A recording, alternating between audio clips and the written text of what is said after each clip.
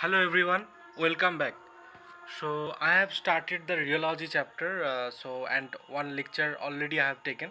So from today's classes, I will start the next topic. I have already completed the plastic and what is shearing stress, what is rate of shear, what is generally the rheogram. I have discussed these things. So I will start the pseudoplastic flow. So little bit just focus on this topic, that what is actually pseudoplastic flow. So in this curve, the diagram, you can see that rate of shear, it is in the y-axis and shearing stress is the x-axis. So little bit upward curve. Okay, so but what is actually pseudoplastic, you have to understand. Okay, so mainly the curve which begins and the origin, so or approach it. Okay, there is no yield value like the plastic. In the plastic flow, we have already seen that there must be some yield value. What is yield value? Above this kind of yield value, from the force point of view we have been talking about strain stress, so then it will starting deformation. Okay, but for the pseudoplastic flow, this kind of yield value is not there. Okay, occurs in the dispersion of polymers like synthetic gum or cellulose derivatives. And as the shearing stage is increased, so what happened, you can just focus what is the mechanism of action. Now as the shearing stage is increased, so dearrange the molecule. Okay, so you can easily see that it mainly dearrange the molecule orientation themselves to a direction of the flow. Okay, now just try to understand, the orientation reduces the internal friction and resistance of the molecules. Obviously if the internal friction and the resistance, all these things are reduced, so obviously, so their rate of shear will be like a greater. It can be flow easily. So this kind of things. Okay, some of the solvent associated with the molecules will be released, resulting decreasing the viscosity also. So if the viscosity is decreasing, so you can understand the mobility of the flow of the fluid will be more increasing. Okay, so that's why it is also called as shear thinning. Why shear thinning? Because after applying some force, the shearing stress specifically I am just talking about, so the viscosity will be decreased. Okay, so that is the shear thinning property. Pseudoplastic flow, they have actually shown. Okay, what is the reason behind it, you have already understand, because there are some disarranged in the molecules. Okay, like if you understand, the molecules are in an arranged form. Okay, if it is arranged form, there should be some viscosity, but after disarrangement maybe the viscosity is decreased, because the all the molecules, the attraction force between them, the organization, arrangement, all those things actually get hampered. So that is the pseudoplastic flow. So here actually the picture is demonstrated. You have just you have to little bit clear visualization of these things. Like first of all, entangled linear polymer, so there's some kind of bond or the proper arrangement is there. Okay, I'm talking about these things. But when you are just applying the stress or the stress is increased, so after that what happened, now all this kind of polymer, they actually get disarranged, got disarrangement. Okay, like that way there is no, the proper arrangement or align is not present here. So due to this kind of thing, once this tangled is high, we there, due to the high shear rate, so branched polymer, now they obviously the viscosity got reduced, so the polymer can flow more freely. So that is the example here. So random arrangement, polymers change, solvent interact with polymer, chain entanglement, all those things is there. Okay, so random arrangement will be there after applying some shearing stress. So that is all about pseudoplastic flow. Okay, so those are some example you can see here. Also suspension, orientation of particles, needle shape, high viscosity, this is the high viscosity. Here it is talking about the high viscosity, but after applying some force the viscosity get reduced. This kind of things, all these things actually discussed here. So that is the pseudoplastic flow. It is a shear thinning property as the viscosity get reduced.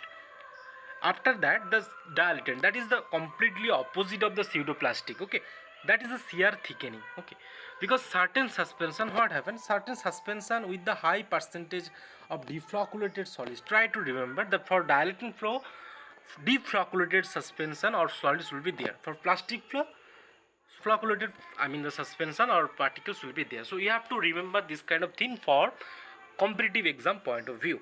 So certain suspension, so if they have some kind of high percentage of deflocculated solids, deflocculated means they will remain as a discrete particle or separate independent particle. Okay, so what happened now, exhibit some increase if the, I mean, you can give shearing stress, increase the resistance flow with the increasing rate of shear. The rate of shear is increasing means after giving some kind of shearing stress, the rate of shear also increased, and due to that the internal resistance also increased, means you can talk also that viscosity also get increased. Such system actually increases with the volume on the shear, hence term as a dilated.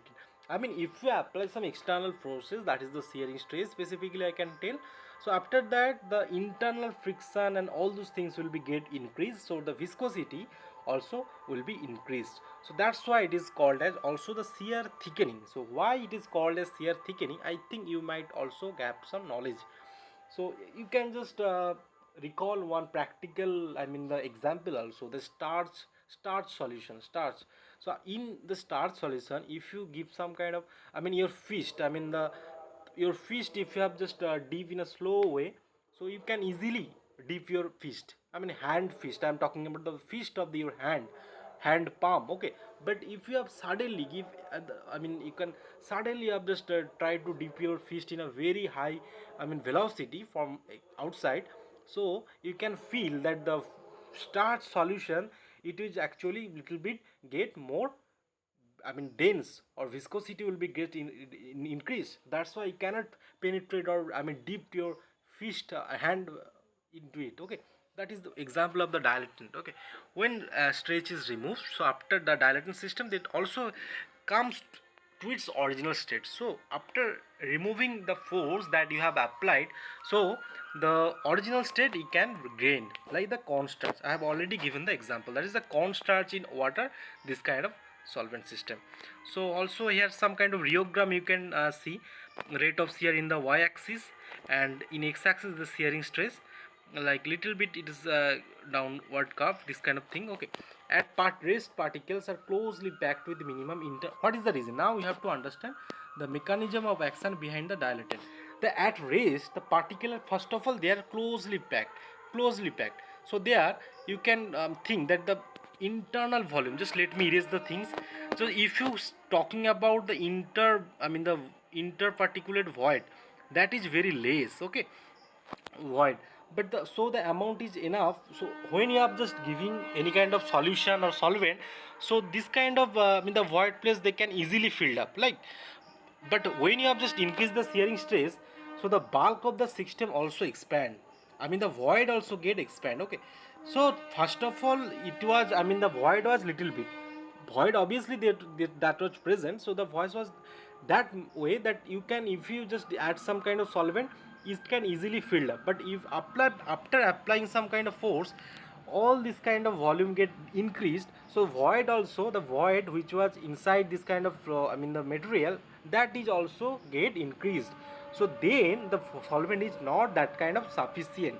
Okay, so now you can, I mean the see here the vehicle is so amount of vehicle is amount, but when you increase the shearing stress, the bulk of the system gets expand, and the particles take an open form of packing. The vehicle becomes insufficient. That what you have to focus on. That the vehicle becomes insufficient to fill in the voids. Accordingly, particles is no longer completely weighted. So they will be not weighted that much by the vehicle. Finally, the suspension will set up a firm paste, because it is not that kind of weight, so solution it cannot expect. So rather becoming a solution state, it will form a like a paste form. Okay, finally the suspension will set up a firm paste. So this process is reversible. Why it is reversible? If you remove the force that we have just applied, so this is the initial, I mean the form of the initial, I mean you can talking about this kind of initial form of the little interparticulate void, and all those things will be regained. Okay, I mean the viscosity will be as it was in the beginning, it can be regained. So that's why it is reversible process. Okay, so that is all about dilatant flow. Why the in viscosity is increased, why it is like form of paste like nature, I think you have just got understand. Okay, because due to the void and the insufficient solvent, after applying some kind of force, you have to consider all this kind of thing. Okay, okay. So next one, the thixotrophy. So actually what happened now, the things I have discussed like the dilatant, pseudoplastic, plastic, all this kind of thing actually time independent, rheological point of view if I say, Now the classification of the flow of fluid and all those things in the time dependent, I mean if I talking about the time independent types of fluid. So now the different like thixotropy, rheopexy, these kind of things will come. So what is thixotropy? Just focus. So it is the decrease in the viscosity, all it about the viscosity as a function of time. So it is time dependent. Upon shearing, shearing means you have just applying some kind of force outside, from outside, that is the shearing. Okay, like if you can shake the part, I mean the solvent system, or you can just apply some external forces like starter or any kind of thing, that is actually shearing. So then recovery of the original viscosity as a function of time without shearing, that is actually the thixotropy. So what happened, the thixotropy system actually contains some asymmetric particle. Asymmetric means the proper arrangement is not there. So though a numerous point of contact set up a loose three-dimensional network. Okay, but at a rest, structure confers some degree of rigidity on the system and resembles like a gel. As shear is applied and the flow starts, this structure begins breakdown and the points of contact are disrupted. Particles become aligned. The material undergoes gel to solid. So first one, it was in gel form, or after applying some force, it becomes gel. So you can also tell that, say, I mean, you can tell that from a gel it actually convert to sol. What is the reason? Now, first of all, the arrangement was not that much of proper, due to that gel formation was there. When all this kind of, I mean the particle get aligned properly, so you can think that the viscosity get little bit decrease. Okay, so the flow is actually properly, or you can call not the flow point of view, if it's trying to say this, the solve formation is there. Okay, okay, that is the thing. So now what happened, now, this is also called as a shear thinning, because the viscosity get decreased on removal of the stress. The stress, I mean the force that we have applied, if you have removed the stress, the structure starts to reform. I mean the previous structure, gel structure, it will form again. So the process is not instantaneous, rather the progressive restoration of the consistency of the asymmetric particle come into contact with the one another, undergoing the Brownian movement. So this is all about, I mean from gel to sol. Again, if you have just removing the shearing stress, it will again convert to gel. Okay, so that is the things. I mean you can comparing with the plastic flow, what is the difference with the pseudoplastic and plastic, this kind of things is actually I mean depicted here. Okay, through this kind of shearing stress point of view. I mean thixotropy in plastic and pseudoplastic flow, if you are just trying to depicted here, what is the difference from normal and this kind of thixotropy, it is actually depicted here for the plastic and pseudoplastic. Okay, the curve is get straight and after that little bit in decrease. Again same for the, I mean, first of all it is the upward then downward. Okay, you can observe first is it upward then downward. Okay, so that is for pseudoplastic and plastic, the thixotropy. Main things you have to, I mean the remember that is here thickening, gel to cell, again gel, that is the things. Okay, that is the thixotropic. So measurement you can also done with this kind of equation, b equal to u1 minus u2 log t2 minus t2 divided by t1. T2 t1, these are the seconds, e1 e2 the plastic viscosity, all those things. Okay, okay, now the bulges. So this is also a type of time dependent. So dispersants employed the pharmacy may yield complex, I mean hysteresis loop seared in a viscometer. Okay, so you can, I mean consider the pharmaceutical point of view. If there is some kind of, I mean dispersion is employed which have some yield complex, I mean if it crosses the yield value, again it will try to deform. Okay, so that is, that kind of things is actually bulges. Two example also written there, that bentonite gel 10% 50% by wind produce some hysteresis loop with a characteristic bulge. You can see here the bulges, like the bulges. Okay, so that is the things. And this is also like a crystal plate of bentonite house of card structure that cause the swelling of the bentonite magnets. This three-dimensional structure results in the bulge hysteresis loop are observed. Okay, that is the bulges. And spar, what is spar? This is the most highly structured system such as procaine penicillin gel. Okay, insta for the intramuscular injection, the bulges curve may actually develop into a sparkle like protrusion like spark. Okay, and spars like, okay, and the high yield spars value, that is the lambda. Okay, traces out the board up curve which is three-dimensional structure break. So this is also a, I mean the, you can call like a value yield value should be there. After that, if you applying the force, the fluid is suddenly they will comes out from the instrument. So for pharmaceutical industry point of view, you have to remember what is bulges, what is spar. I mean, one yield value should be there. Okay, SAR value actually, what is actually represents SAR value? A SAR point of structural breakdown at lower shear rate. It is difficult to produce the spar, and it may not be observed unless a sample to gel allowed to age undistributed in the curve and bob assembly for some time before residual are made. Okay, that is the things. I mean, each have some kind of sharp point. After the sharp point, if you are applying the force, structural breakdown will be there. So it will be actually get I mean loss for this kind of pharmaceutical application. Okay, that's why you should know what is the yield value.